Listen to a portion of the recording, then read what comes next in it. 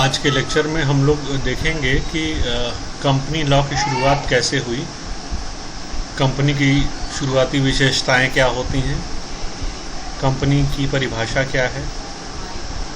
तो इसको शुरू करने से सबसे पहले हम लोग एक स्वामित्व के प्रकार एक टेबल डिस्कस करना चाहेंगे। अगर आप कोई भी व्यवसाय शुरू करना चाहते हैं तो उसमें स्वामित्व किन किन तरीकों का हो सकता है।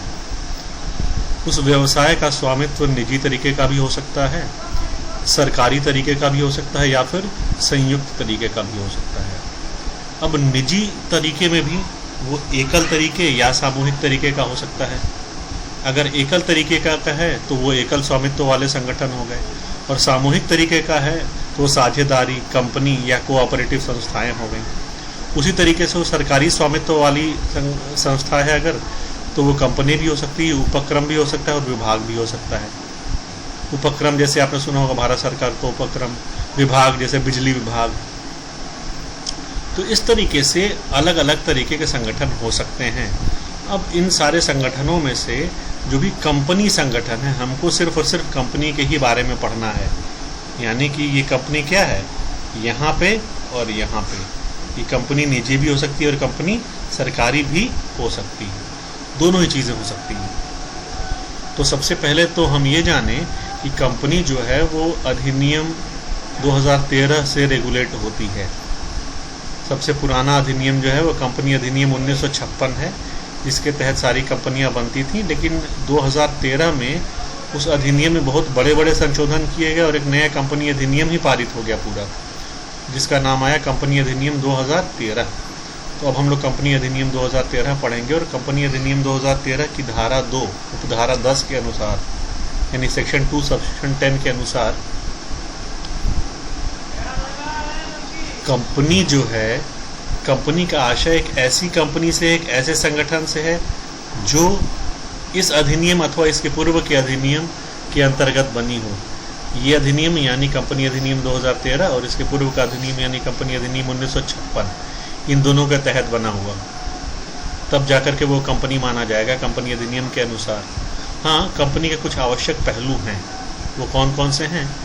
पहला तो ये है कि वो कंपनी दो या दो से अधिक व्यक्तियों का, दो नहीं बल्कि दो से अधिक व्यक्तियों का समूह होना चाहिए। दूसरा है कि कंपनी अधिनियम की शर्तों का पालन हो उस संस्था में। तीसरा है संयुक्त पूंजी होनी चाहिए, मतलब कंपनी के जितने भी सदस्य हैं उन सब की कुछ न कुछ पूंजी लगी हुई हो, संयुक्त रूप से पूंजी लगी हुई होनी चाहिए। और ये सबसे बड़ा फायदा होता है कंपनी प्रकार का, संयुक्त पूंजी कंपनी में होनी चाहिए। और चौथा है किसी आवश्यक उद्देश्य हेतु ये कंपनी बनी हुई है। और पांचवा पहलू जो है कि लाभ या हानि को आपस में बांटा जाए, लाभ या हानि को पूंजी के अनुपात में बांटा जाए, जिसने जितनी पूंजी लगाई है उसको उतना लाभ या हानि मिले। ये 5 पहलू ये कंपनी के आवश्यक पहलू हैं। लॉर्ड जस्टिस लिंडले ने क्या कहा था कि यही 5 पहलू अगर हों तो वो संस्थान कंपनी मानी जाएगी। लॉर्ड जस्टिस लिंडले का जो परिभाषा है, उनकी परिभाषा है कंपनी की, वो यही है कि अगर ये 5 पहलू विद्यमान हो तो वो संस्था कंपनी मानी जाएगी। अब आप देखिए कंपनी स्वरूप की विशेषताएं। कंपनी स्वरूप की विशेषताएं क्या हैं? सबसे पहली विशेषता ये है कि ये अधिनियम के तहत एक रजिस्टर्ड संगठन है, यानी कि कंपनी अधिनियम 2013 के तहत पंजीकृत संगठन है ये। दूसरा है वैधानिक अस्तित्व, कंपनी को विधान बनाता है। ठीक, इसके लिए कहावत है, पुराना दोहा है कि हानि लाभ जीवन मरण, यश अपयश विधि हाथ। हानि लाभ यानी कि प्रॉफिट एंड लॉस, जीवन मरण यानी इनकॉर्पोरेशन और डेथ। या तो कंपनी बने, इसको हम लोग कहते हैं इनकॉर्पोरेशन, तो हम लोग आगे पढ़ेंगे, और या फिर डेथ, या कंपनी ख़त्म हो जाए, बंद हो जाए। ठीक, यश अपयश, या तो कंपनी की गुडविल बढ़े या तो कंपनी की गुडविल घट जाए। ये सारी चीज़ें विधि हाथ, विधि के हाथ में है, लॉ के हाथ में है। तो ये जो है पूरा का पूरा एक वैधानिक अस्तित्व है। उसी तरीके से तीसरा जो है विशेषता, तीसरी विशेषता कहती है कि पृथक वैधानिक अस्तित्व, यानी कि कंपनी और कंपनी का मालिक दोनों का अस्तित्व अलग अलग होता है।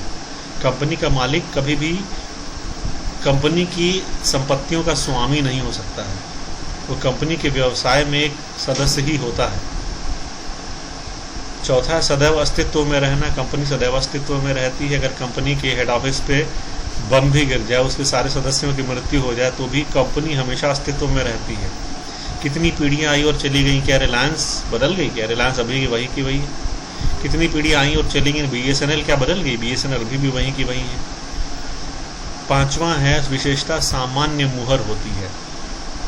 कंपनी चूंकि वैधानिक अस्तित्व होता है उसका, तो विधान की तरफ से ही इनको एक मुहर मिली हुई है कि अपने किसी भी कागज पे ये कंपनी की मुहर लगा सकते हैं। ठीक उसी तरीके से कंपनियों का दायित्व सीमित होता है, मतलब कि जो सदस्य हैं उनका दायित्व सीमित होता है। सीमित दो तरीकों से हो सकता है, अंश पूंजी द्वारा भी सीमित हो सकता है और गारंटी द्वारा भी सीमित हो सकता है। अंश पूंजी द्वारा सीमित है तो मतलब कि सदस्यों ने जितनी पूंजी ली हुई है, अंश पूंजी जितनी ली हुई है, उस अंश में जितना पैसा उन्होंने नहीं दिया हुआ है, बस उतने तक ही उनका दायित्व सीमित है। मान लो मैंने किसी कंपनी में कुछ शेयर्स खरीदे हैं और हर एक शेयर का दाम है 10 रुपये। 10 रुपये में से 8 रुपये मैंने कंपनी को दिए हुए हैं अभी तक।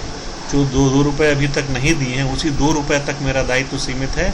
उसके आगे दायित्व मेरा नहीं कहा जा सकता है, वो अंश पूंजी द्वारा सीमित दायित्व हो गया।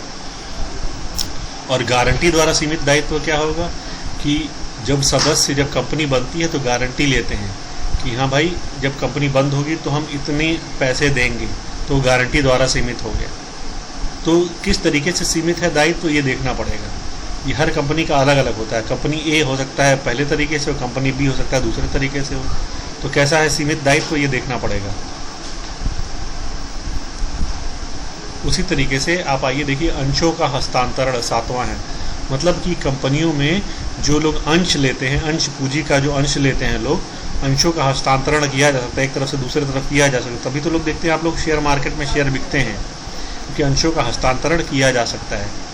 ठीक, मुकदमा करने का अधिकार होता है कंपनी पे, और कंपनी को भी कंपनी भी मुकदमा कर सकती है और कंपनी पे भी मुकदमा किया जा सकता है, दोनों ही तरीके से।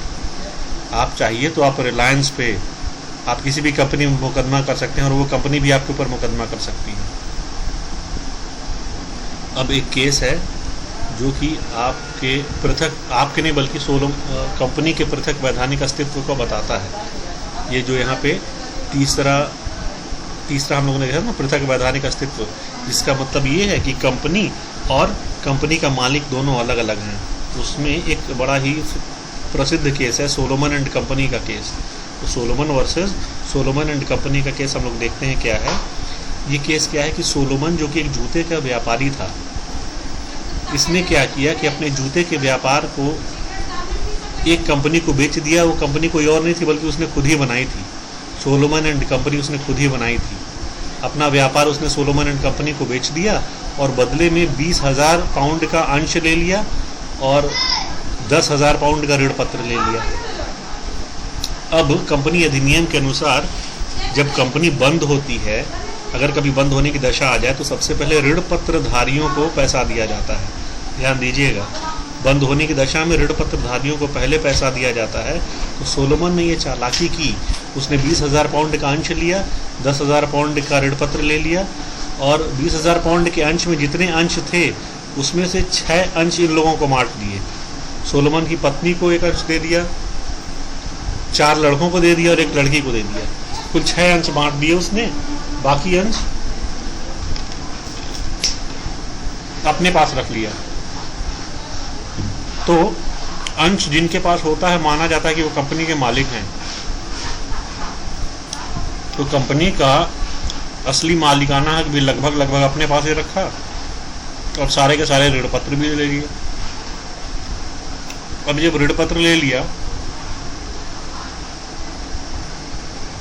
तो कुछ साल तो कंपनी चली, सोलोमन एंड कंपनी।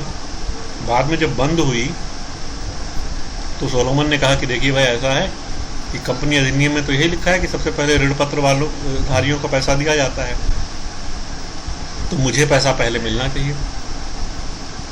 तो कोर्ट ने कहा कि हाँ भाई, ये नियम तो है कि कंपनी का मालिक और कंपनी दोनों का अस्तित्व अलग अलग होता है, लेकिन उसके बावजूद भी ये जो कंपनी बनाई गई है ये कंपनी किसी विशेष उद्देश्य के लिए नहीं बनाई गई, ये कंपनी सिर्फ और सिर्फ सोलोमन ने अपना फ़ायदा करने के लिए बनाई थी। तो ऐसे केस में कोर्ट ने कहा कि नहीं भाई, ये माना नहीं जाएगा और सोलोमन को कंपनी पैसे नहीं देगी, क्योंकि सोलोमन ने जानबूझकर ये कंपनी ऐसी बनाई थी। अमूमन नियम तो यही है भाई कि सोलोमन एंड कंपनी को पैसा देना चाहिए था सबसे पहले सोलोमन को, क्योंकि वो ऋण पत्रधारी था। लेकिन कोर्ट ने कहा कि नहीं, ऐसी भी दशाएं होंगी कि जिसमें कि हम पृथक वैधानिक अस्तित्व को देखेंगे, समझेंगे, और ज़रूरी नहीं है कि हमेशा पृथक वैधानिक अस्तित्व ही रखें। वो पेपर में तो रहेगा, लेकिन हम जो है उस कोर्ट ने कहा कि हम ये देख के चलेंगे कि वैधानिक अस्तित्व का कब फ़ायदा लिया जाए और कब फ़ायदा न लिया जाए। अगर किसी ने गलत उद्देश्य से बनाया है तो हम उसका फ़ायदा उसको नहीं लेने देंगे, और यही हुआ। तो यही था सोलोमन एंड कंपनी का केस। तो ये केस आप लोगों को सिर्फ इसलिए बताया जा रहा है ताकि आप लोग ये समझ सकें, ये जान सकें कि कंपनी का एक पृथक वैधानिक अस्तित्व होता है। मतलब कंपनी का मालिक और कंपनी दोनों अलग अलग होते हैं, लेकिन इसका ये मतलब नहीं कि आप पृथक वैधानिक अस्तित्व को लेकर कोई फ्रॉड करने की सोचें। क्योंकि देखिए, सोलोमन ने फ्रॉड करने की सोची तो कोर्ट ने क्या आदेश दिया कि उसको पे करने की कोई ज़रूरत नहीं है। तो ये चीज़ है, ये सोलोमन एंड कंपनी का केस। इसके आगे की चीज़ें हम लोग फिर आगे पढ़ते हैं।